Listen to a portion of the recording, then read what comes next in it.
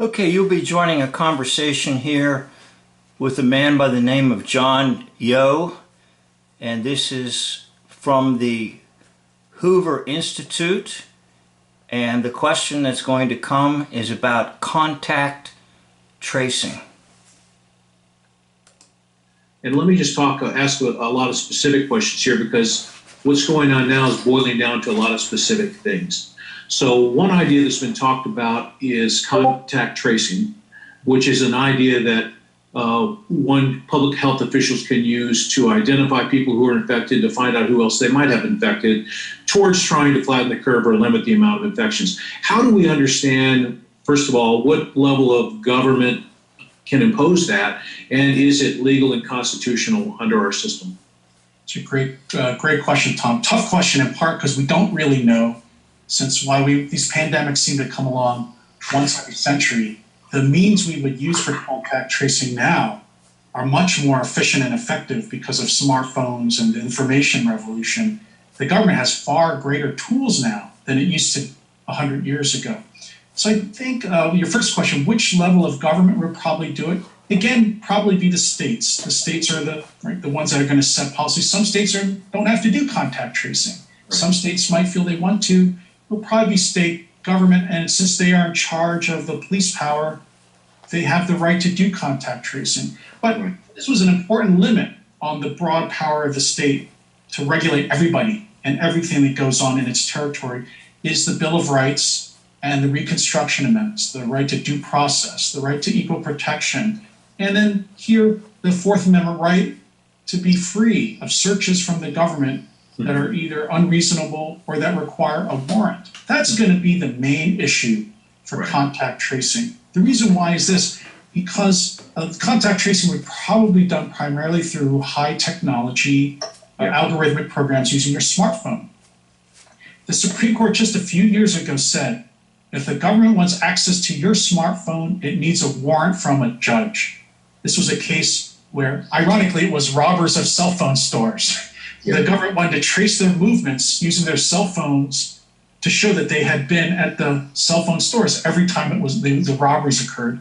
The court said, even though generally when you hand over your information to a third party, you lose your privacy interest, the smartphone is so important to us today that you need a warrant from a judge.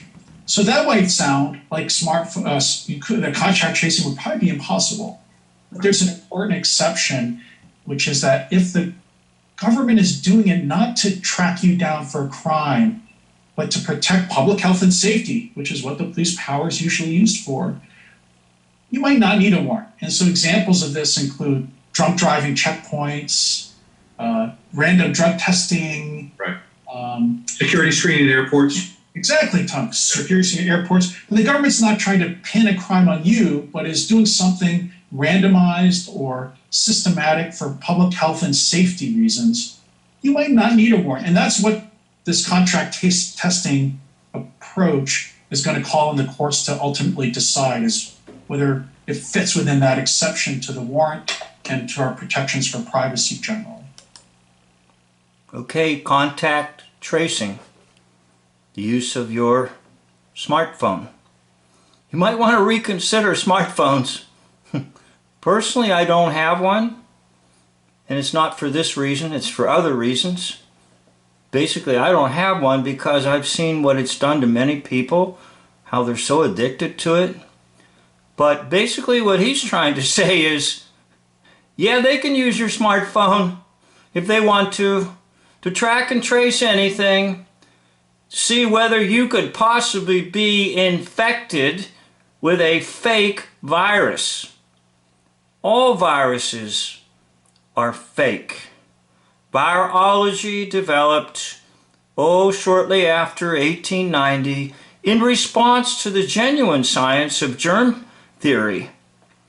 And the reason it was created was so that phony epidemics could be manufactured right in your face. And it was also interesting, if you heard what he said about a epidemic comes along once every 100 years, well, guess what? if you go back approximately 100 years, that's the start of, you guessed it, the Spanish flu that killed, depends on what stack of baloney you want. I've heard 25 million, I've heard 50 million, I've heard 100 million. It just depends on who's making the bologna sandwich for you as to how many this phony Spanish flu killed in 1918 on up a few years. Well, you see around 2018, towns, hospitals, those who are in on the cabal got information about preparing for a pandemic. So in other words, yes, about 2018, 100 years from 1918, this phony corona virus, which even in virology was classified simply as the common cold,